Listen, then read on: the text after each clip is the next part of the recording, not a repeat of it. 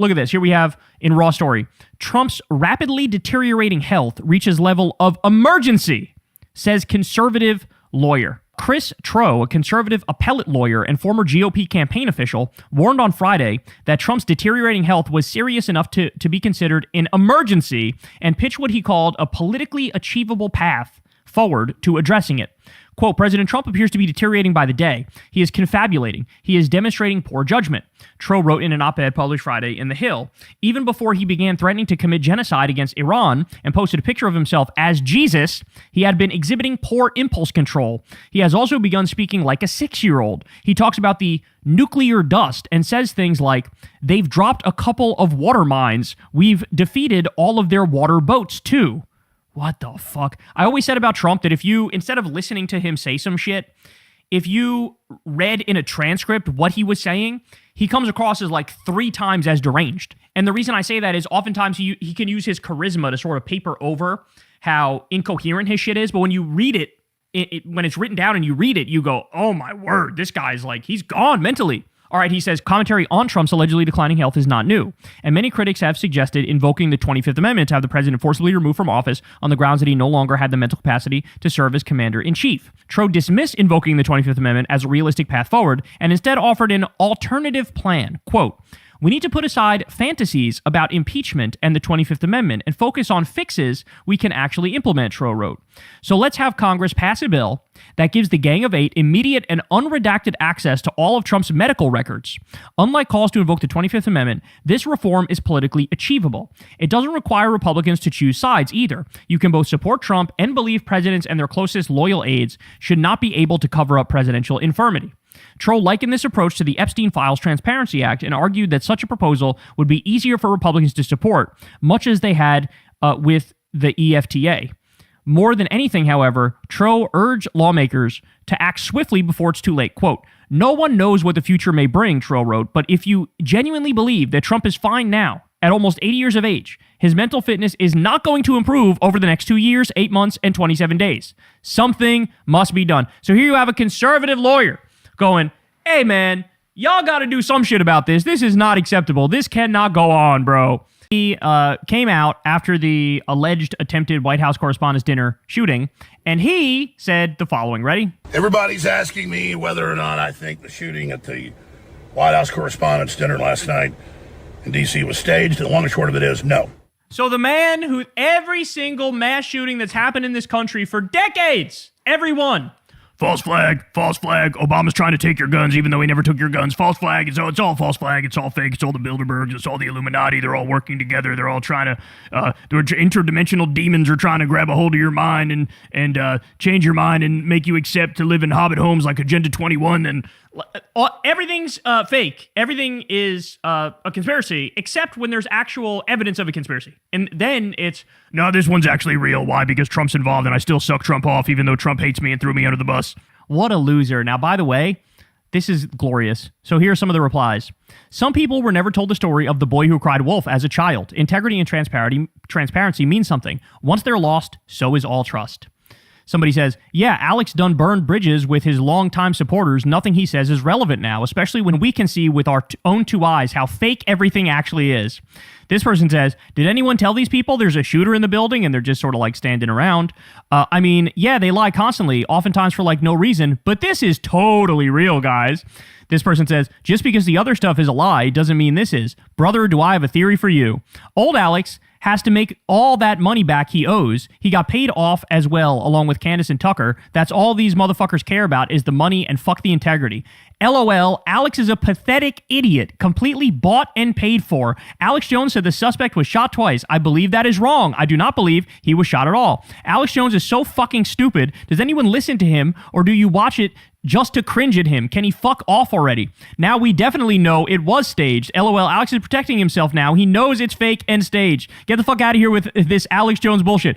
Bro, Trump staged a fake shooting for Melania's birthday. Bro, 100% of people are like, fuck you. This guy's obviously another of these left-wing lunatics who's come to kill the president. 3 assassination attempts on the president now. Charlie is dead. You have people on the left lionizing Luigi Mangione.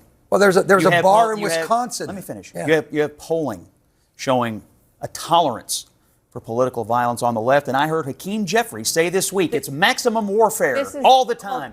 We are in an era of maximum warfare. Everywhere, all the time. We have a violent streak on the left and a rhetoric problem on the left, and it must be acknowledged today. So when I was at the Department of Justice, what we found is after the 2020 election, there was a significant rise of threats to all elected leaders, state legislators, some who were killed, to our president, Joe Biden at the time, Barack Obama. Someone tried to go into his residence. This is a problem. Who's the president? Hold on. How many assassination attempts? There are several assassination attempts to other presidents that were not successful. I agree. It should be investigated about why they continue. What are the failures of the Secret Service? Yes, and the Democratic just quickly, the Speaker of the House in Minnesota, a Democrat, lost her life to political violence this past summer. This is not solely a problem on the left. It is a problem across the board. It is a rising crisis. Don't downplay it this way. It way. is a rising crisis in this country. Stop generalizing the left. Appalling. And stop generalizing the left as the entire left. Candidates campaigning with Hassan Listen to me. Stop generalizing the left as the left is the entire problem. I'm not mad at you, we have a Scott. I want you to be truthful. Yeah, and you have, as many of your fellow Democrats, have used some heated rhetoric against the president. And do you think twice about that when something like this happens? What rhetoric do you have in mind? Just talking about some of the fact that he, is terrible for this country and so on and so forth. I understand that that's your democratic right, but overall, do you I have have a no responsibility? personal problem with Donald Trump at all. I mean, I talk about the policies of this administration, the authoritarianism like we saw on display in Minneapolis, where 2 of our citizens were gunned down in the streets simply for exercising their First Amendment rights. Renee Good, Alex Preddy, and others have died in custody. I'm talking about policies. I don't personalize it, and I certainly have never called the press the enemy of the people. I think the press are the people's best friend, and that's why it's written right there into the First Amendment. We need the press to be a vigilant watchdog against every level of government, federal, state, local, all of it. You're not going to get an argument from me on that. Before I let you go, would you say it's the end of the U.S. empire? And to make that case, I would argue, number one, when you have no more soft power left and you only have hard power, it's over. Because in the long run, people simply won't accept that in other countries. So the project is going to fall apart under its own weight. But number two, and I'll throw this up on screen here from friend of the show and journalist Murtaza Hussain, he says, interesting Chinese expert paper on how to take advantage of what is seen as declining U.S. hegemonic power, not by seeking a direct confrontation, but by buying out U.S. imperial assets gradually as they become unsustainable due to overreach. So in other words, it's that meme that people are sharing these days of the U.S. like stabbing itself repeatedly and the rest of the world looking at them going like, what are you doing? Is it your opinion as well that basically the U.S. empire is already over? It's just a matter of time until it functionally unwinds? I actually think that not only is the U.S. empire dying, I think that Zionism is dying too. And I think what Netanyahu has done is basically he's delegitimized the regime in the eyes of billions of people across the world. I mean, when I say billions, I mean people people who are politically aware across the world. And now he's also, he thinks he's doing the smart thing by having the U.S. wage war against Iran. And of course he's doing harm to Iran and the United States. But he's also further angering people across the world for destroying their lives or wrecking their lives or making their lives much more difficult because of Israel and Zionism. And I think this is going to have a very, very huge impact in the months and years to come. But I think we are in the dying period of Zionism. It doesn't mean it's going to end tomorrow, 2 weeks from now, or 2 months from now, or 2 years from now. But I think it is a terminal decline. I also think the U.S. empire is not dead, but it's dying. But it's becoming increasingly dangerous and ruthless. So, the Daily Beast says the following. A whole mountain is in the sights of one of Trump's longest-standing hangers-on. Our must-read bulletin from inside D.C. discloses. So as you can see here, it says, Trump's sycophants jaw-dropping renaming plot. And it says, Mount Trump, All right, you ready for this? So you click on the piece, you scroll down. Now, it is one of those paywalled things here, but you can see here very clearly, it says, Donald Trump's special envoy for global partnerships is flying to Africa on a mission of high importance to change the name of Mount Kilimanjaro to Mount Trump. Quote, I was talking to the minister of Tanzania. I said, I'm coming home, but I'm changing the name. Paolo Zampoli said in Washington on Friday. Now, by the way, correct me if I'm wrong, those of you in the comment section, but isn't this Paolo Zampoli guy, wasn't he in the news recently because he got basically like the mother of his son or the mother of his kid deported? He asked Trump to use ICE to deport the mother of his kid, and I think Trump did it, right? I think he's also in the news because wasn't he involved with Jeffrey Epstein and Melania in some kind of way? I believe, and look that up. Look that up. Don't take my word for it. I might be mixing up names here, but I think this guy was also involved with Jeffrey Epstein and Melania in certain ways. But this guy traveled to fucking Tanzania to try to get them to change the name of Mount Kilimanjaro to Mount Trump. Guys, I don't even understand in theory why you would do that. Has Trump ever been to Tanzania? Has he ever climbed Mount Kilimanjaro?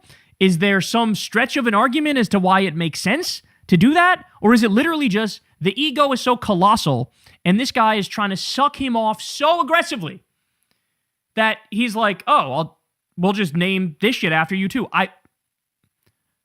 I'm struggling with this, man. I did not know it was possible in the year of our Lord, 2026, for people to be this pathetic and this loathsome and this silly. But I told you guys this from the beginning. The next Democratic president, day number 1, you need to rip his name off fucking everything. And I don't just mean the shit that is going on now. I mean the shit that it was on before. I mean, like, I think we should liquidate the wealth of the entire family. It's not a family. It's a criminal syndicate. It's a cartel. I think we should liquidate all of their wealth. I think we should take it and we should redistribute it and we should give people health care and education and give kids in school free school breakfast and free school lunch. That's what we need to do. Because to let this shit stand is fucking completely and utterly unacceptable. You want to rename fucking Mount Kilimanjaro? Oh my God, bro. Let me show you this here. Representative Chip Roy, a Republican of Texas, which, by the way, that is the fakest fucking name I've ever heard. Chip Roy? Chip Roy. Your name sounds like a cookie. Like, what is that? I'm Chip Roy. That's right.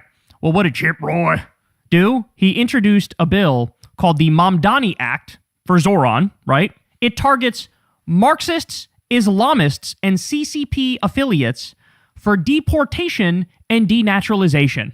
So in other words, if you are an immigrant and you're left of center, it targets you for deportation. They want to, in their heart of hearts, not so subtly, they want to deport Zoran Mamdani. They would do anything and everything they possibly could to deport Zoran Mamdani. That's the goal here. Deport Zoran and everybody like him. They would love to deport Hassan if they could. Too bad Hassan was born in New Jersey, right? But these are the people they want to deport. They want to deport anybody who's left of center and an immigrant. If you have brown skin and you're not MAGA, boy, oh boy, do they want to put you to the front of that line. In the same way, these same sons of bitches, what did they do? They deported people who made jokes after Charlie Kirk was killed. I wish I was kidding. I'm not kidding. They ruined the lives and arrested people who spoke out against Israel's genocide of Palestinians in Gaza. Think Mahmoud Khalil. Think Rumeysa Ozturk. They've banned free speech on that issue. And think about what this really is. This is an anti-free speech bill. That's what this is. This is a deeply anti-free speech bill. When they say, oh, if you're a Marxist or an Islamist, what does that even mean? By what standard? By what definition? What does that mean? You're saying thought crimes. Thought crimes. Do you believe in universal health care? Do you believe in unions? Do you believe in direct democracy? Well, then, if you're that and an immigrant, we're going to kick you out of here. So I like the first reply here to Chip Roy. Chip Roy hates Zoran because Zoran opposes Epstein. It's that simple. Bro, these guys have completely and utterly lost the plot. And as per usual, I love that this drops on the exact same day that we learn that immigrants are great for this country. Not that you guys didn't know that, not that I didn't know that, not that we haven't been making that case for a long time, right? We know as a matter of fact that immigrants, both undocumented and documented, commit crime at a much lower rate than natural-born American citizens, right? We already knew that. That they're some of the hardest working people, some of the most family-oriented people. But now we also get this. New study, Cato Institute. Illegal immigrants have paid about $3 trillion in taxes over the last 30 years and likely reduced deficits by $1.7 trillion. You're a proud democratic socialist. It's clear Republicans plan to use you and that platform as an attack point come the midterms. Do you feel pressure to prove that your brand of democratic socialism works before the midterms? I feel pressure from New Yorkers to deliver for them on their day-to-day needs. If Republicans want to attack a record of making it easier for families to raise their kids in the city, of workers to get paid what they're owed, of New Yorkers to get around the 5 boroughs, they can feel free to attack that. But what they will find is that the reason so many people across the city and across the country have lost faith in politics is because of that sense that politics has less and less of a relevance to their day-to-day needs. And in fact, one of the most relevant things that we can be doing in our politics today is addressing the material needs of working class people. That's exactly what we focused on. What I'm asking is, whether you like it or not, you have been made to seem like a boogeyman of some kind from the Republicans, especially when you were running. So do you feel an added sense of pressure nationally because of the face you've become of the Democratic Party and specifically the progressive part of this party? I'll be honest with you, I don't let myself think too much about what Republicans seek to portray me as. The power of an ideology is judged in the worth of its delivery. Delivery, at the end of the day, is every single thing that we want to do. It's why I spoke on Sunday about pothole politics as a way we describe the work that we do. Because for a long time, Republicans have sought to describe themselves as being driven by the needs of working people, when in reality we've seen a chasm in what they've actually delivered for those people. I mean, look at the war in Iran today. We're talking about a federal administration that has spent close to $30 billion killing thousands of people at a time when working class people across this country cannot afford the bare minimum. To be told that a city-run grocery store is implausible, but spending more than $500 million a day to kill people in Iran and Lebanon is not only plausible but necessary. It speaks to a broken kind of politics. And what we're showing is that we can put forward not just our principles, but also the practical impacts of this work. We can deliver universal childcare and change 6,700 catch basins. We can take on bad landlords across the city and start to repave more than 1,000 miles of roadway. We can do all of these things where we've been told in the past you can only do one. Has the war in Iran had an outsized impact specifically on the economy of the city? Yes, the war in Iran has had an impact on the economy of this country. And even more than the economy, it's had an impact on the people. Republicans are so fucking lucky that this guy can't run for president because he wasn't born in the U.S. They are so fucking lucky. Okay, but this one is probably my favorite. Listen to this. Now that you've met with him, that you've spoken with him multiple times, do you still think he's a fascist? Yes. And do you tell him that? Yes. Now, how does he react? I think everyone saw in the conversation we had in the Oval Office after our first meeting. Look, you got to make it real for people. You got to break it down in simple terms. You got to say look, here's what we're doing. Here's why it works, and have the right villains, bro. How many times have I said this to Democrats? Republicans have their villains. They're just wrong about who's a villain. They say immigrants are a villain and black people are a villain and trans people are a villain. They got all their villains and they're wrong about all of that shit. We have the right villains. The right villains are the fucking fascists and the warmongers and the billionaires, right? That's who it is. So I hope any potential Democrats who could be the next president are watching this right now, and you guys understand that's literally mission number 1 is arrest the Trump regime criminals and purge this motherfucker's name off absolutely everything. I don't even want to see his name on the buildings that he owns. I think we should strip the entire family of all of their wealth. I think we should liquidate all their shit. This is it's not a family, it's a criminal syndicate. It's a fucking cartel. And they commit crimes on literally a daily basis. But this psycho was trying to give himself, or considering giving himself, the Medal of Honor. Joe Rogan, as I speak to you right now, is at the White House sucking off Donald Trump. I wish I was kidding. I am kidding about the literally sucking him off. He's not literally. He's metaphorically sucking off Trump at the White House in the most disgusting way imaginable. So Tennessee Holler points this out on Twitter. After pretending to be horrified by Trump's policies, Rogan is in the Oval Office standing up to Trump. Just kidding. He's kissing Trump's ass because, of course, he is.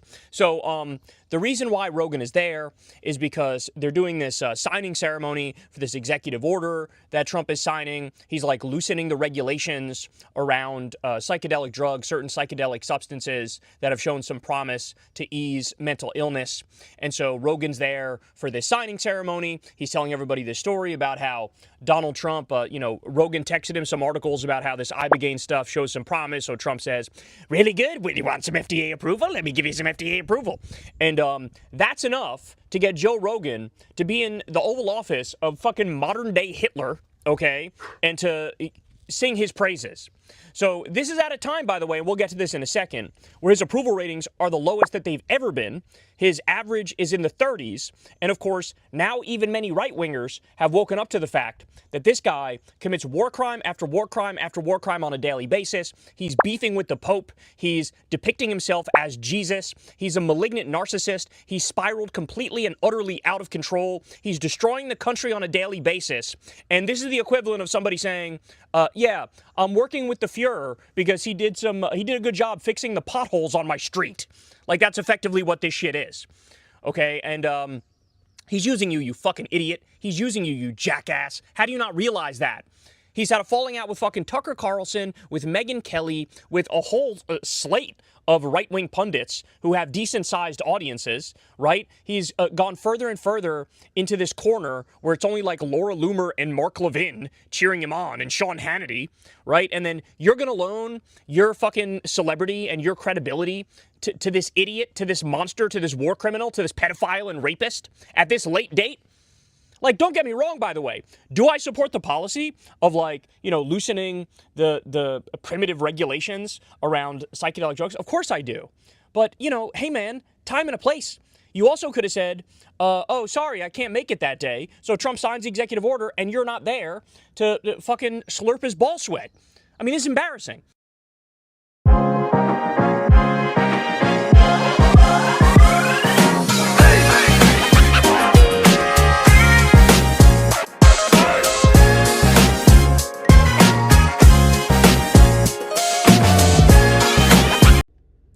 What's up, guys? Got some big breaking news that I wanted to share with you real quick. So apparently, Live Golf is going under. Now, that's the Saudi league, and the reason why this is a huge deal is because this is a massive fuck you to Donald Trump on behalf of the Saudis. And they are pissed off, and the reason they're pissed off is because of the war. I know there's been some reporting that, no, indeed, they want the war, and they've lobbied behind the scenes to continue the war. I had a hunch that that might be bullshit, and this now tells me, without any doubt whatsoever, it's bullshit. The Saudis are absolutely furious over this war against Iran, because if you think about it, it's absolutely destroyed their economy. Like, every single Gulf Arab state, their economies are now cooked. Because, think about it, what were they known for? Well, of course, they're known for their oil, right? Well, the Strait of Hormuz is blocked, so they're screwed on that front. Their biggest industry, screwed overnight, right? But then you also have, there were like a 1% getaway, like a luxury Epstein-class getaway. Well, guess what? Now, no Western rich people want to go there anymore because there's a massive fucking war going on, and they know that at any moment, shit can be bombed. It is no longer viewed as a stable place. So, given that scenario, basically what Saudi Arabia is doing here is they're trying to send a message to Trump that we will fucking decouple with the West. We will decouple with you, and we will personally hurt your bottom line. Because let's remember, a lot of these Live Golf events, they happened at Trump courses. And so to say we're wrapping this thing up is directly affecting his bottom line. It's the Saudis who gave Jared Kushner $2 billion for his financial firm, right? Like, they're in deep. Qatar is in deep. Saudi Arabia is in deep. Donald Trump has probably made tens of millions, if not hundreds of millions of dollars from the Live Golf League. They poached a lot of the great players from the PGA Tour and paid them a shitload of money. You know, the league didn't start that long ago, and they were like, oh, we're committed to this thing for the long haul. Well, now, all of those players are fucked. They're determining whether or not to stop after the tournament this week, which is in Mexico City, or go to the end of the year and then stop. But a lot of those players are now fucked because it's not guaranteed that they're going to be able to get back to the PGA Tour. They'd have to pay a big fine. There'd be a whole process. But this, make no mistake about it, this is directly because the Saudis are furious with Donald Trump, and this is one of their ways of trying to tell him, look, if you don't wrap this up and get that Strait of Hormuz open, we will decouple even more with the West. We will, distance ourselves more. We're not interested in enriching your shitty fucking corrupt family anymore because you've now destroyed our economies. You've destroyed our bottom line. And, we might actually end up snuggling up to the Chinese, snuggling up to your competitor. This country from having a nuclear weapon. You want to see a stock market go down? let a couple of nuclear bombs be dropped on us, or frankly, any place else. He's talking about the N-word. This is what you say. The N-word, the nuclear. Let it go. You want to see the stock market go down? Let him nuke us, or maybe we nuke somebody else. Oh my God, bro. Can he say it any more clearly? Can he say it any more directly? This is now what? Time? Are we in double digits? We might be double digits with the president of the United States threatening nukes. This is crazy, bro. And you'll see a stock market that goes down. So the stock market has not gone down very much at all. Gone down a little bit. Much less than I thought. And frankly, the gas hasn't gone up as much as I thought. But regardless, even if it did, we have to stop this group of people from having, and again, it was worse because Khomeini was a total, radical, I'll be nice, maniac. He was a maniac. By the way, the Grand Ayatollah who he's talking about that he killed issued a fatwa against nuclear weapons. He was the thing that was standing in between Iran and making nuclear weapons. He's the reason they did not want to make nuclear weapons. He called it un-Islamic. Okay, you got rid of that guy. His more extreme hardliner son took over.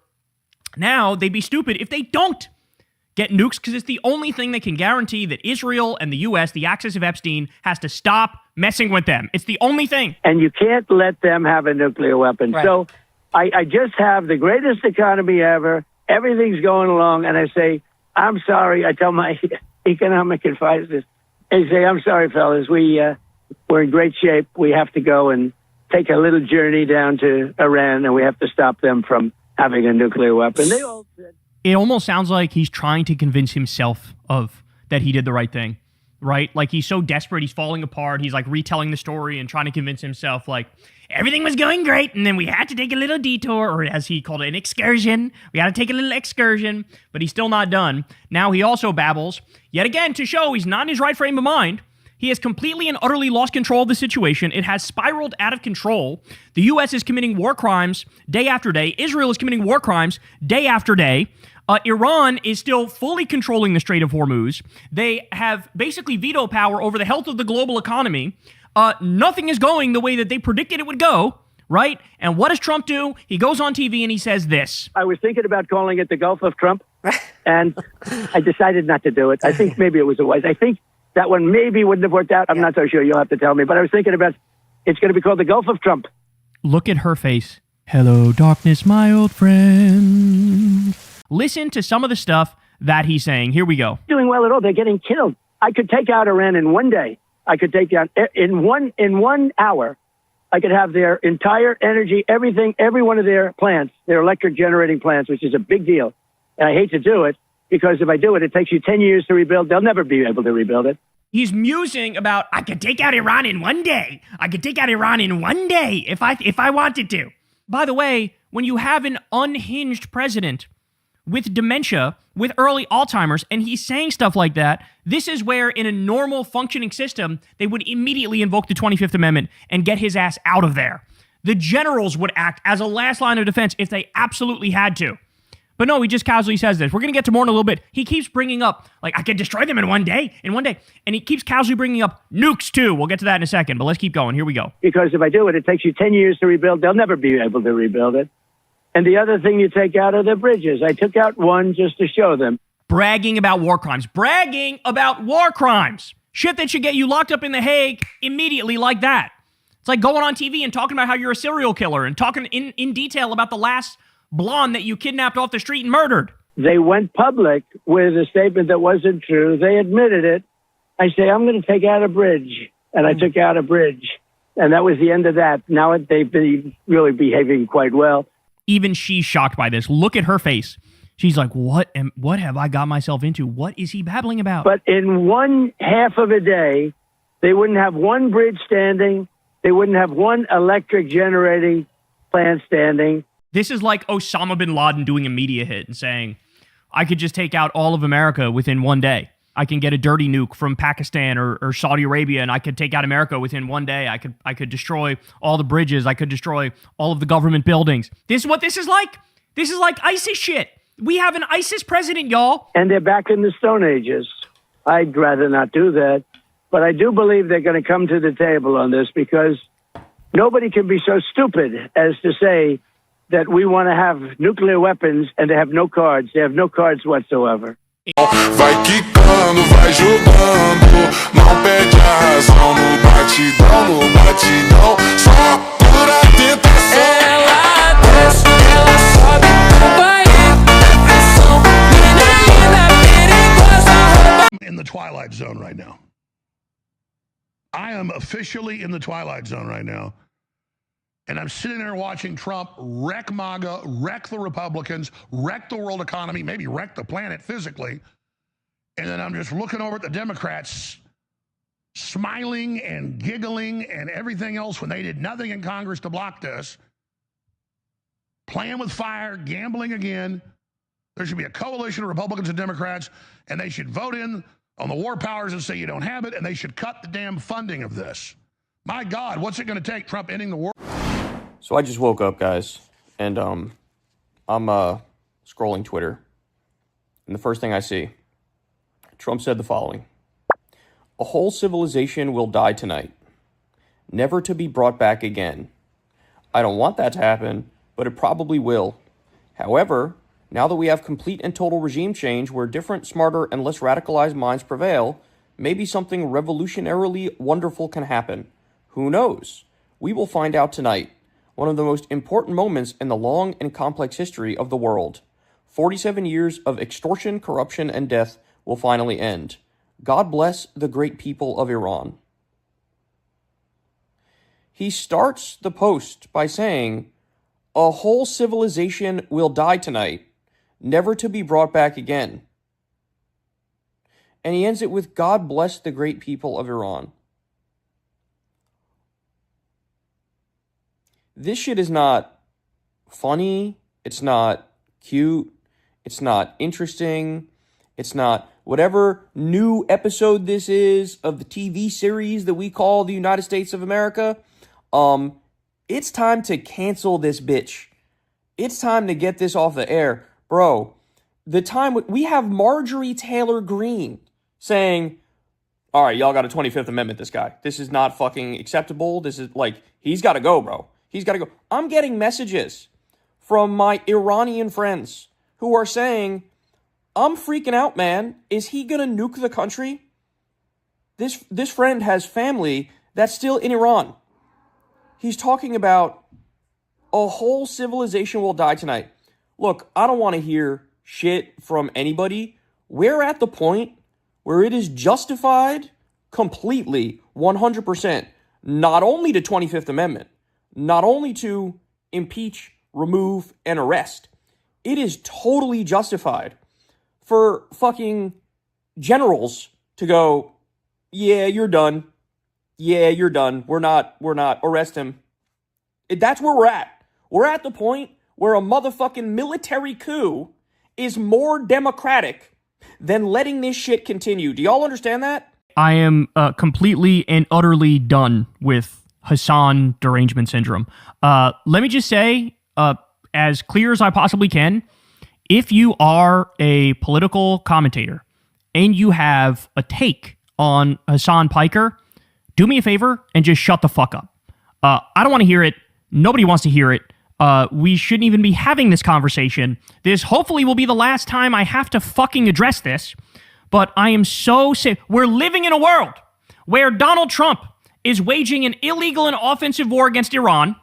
The outline of World War III is there for shit sure. Anybody with a functioning brain can see it. China, Russia, Iran versus us and Israel, with a hesitant Europe to fucking take a side. Even the Gulf Arab states now are hesitant to sort of take a side. You see the outlines there. The Strait of Hormuz is shut down. Gas is absolutely skyrocketing. Our AI bubble is about to burst seemingly any minute. We have a looming fucking global depression that's about to hit. We have war crime after war crime after war crime being committed on a daily basis. We have fears of a Moab or nukes about to be used in Iran. They're attacking hospitals. They're attacking schools. Israel is stealing South Lebanon right now as we speak. They displaced 1.1 million people. They're bulldozing their homes. They're seizing their land. All this shit is going on. And we're supposed to have a fucking conversation about Hassan Piker. Did you guys see that in 2019, he said this thing, which was really politically incorrect and rude?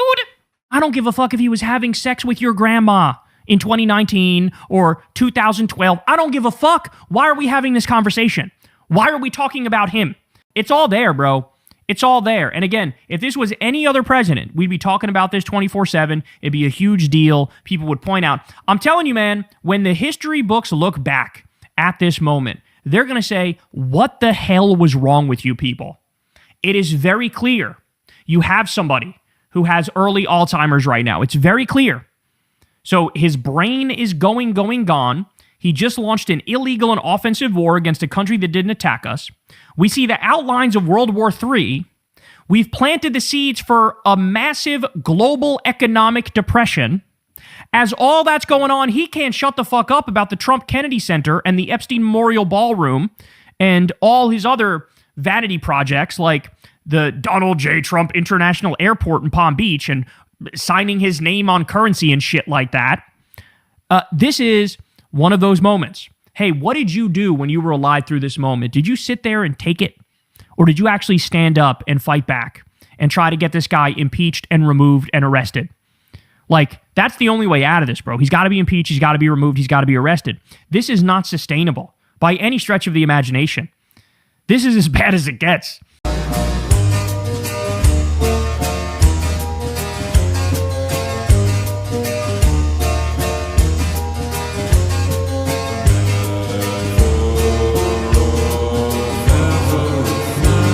So the Daily Beast says the following. A new investigation has reportedly backed up evidence given by a woman who has accused Donald Trump of sexually abusing her when she was 13.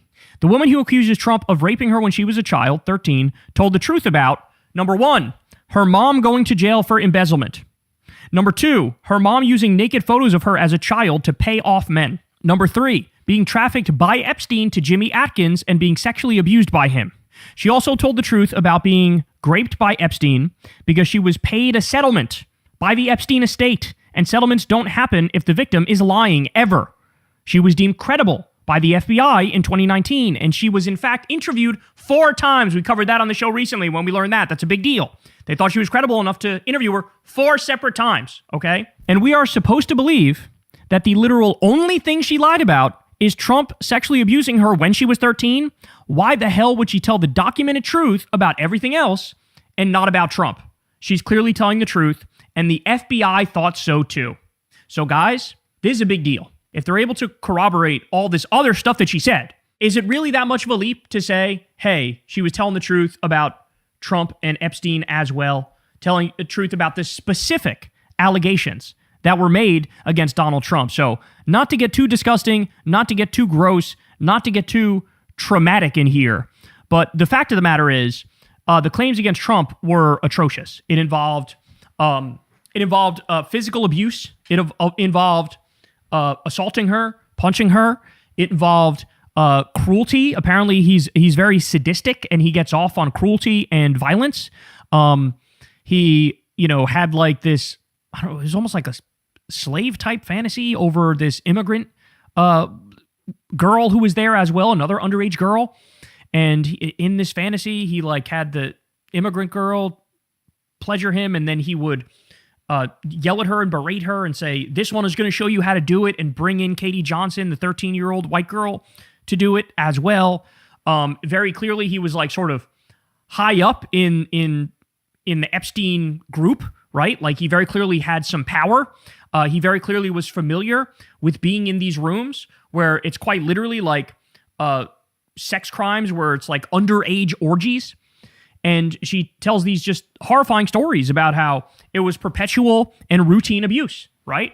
And then look, when you learn that there's evidence that backs up the Katie Johnson story, even though at first when people heard Katie Johnson, they were like, oh, that seems kind of out there, really? Like 13-year-olds are being trafficked and they have these detailed stories of years and years and years of abuse.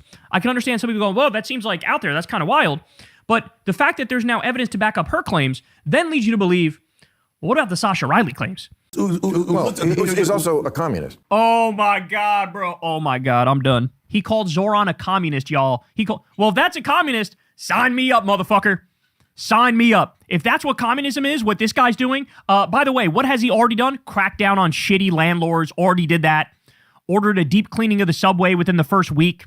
Handled the winter storms phenomenally well. Everybody loved how he did that. Even Republicans were giving him support for that. He got Hochul on board for universal child care, which is one of his campaign promises, so he's going to deliver on that. And he was able to freeze the rent. He's been able to work fucking wonders. It's been magical, the shit he's been able to pull off, which, by the way, that's why he's ranked as one of the most popular Democratic politicians in the country right now. Notice, none of that is coming up. It's all fucking smear. It's calling him inexperienced. It's smearing him. It's calling him a communist. This is fucking your great-grandpa's political show that they watch. That's what this is. This is for, like, boomers in nursing homes who only 32% of their brain still works.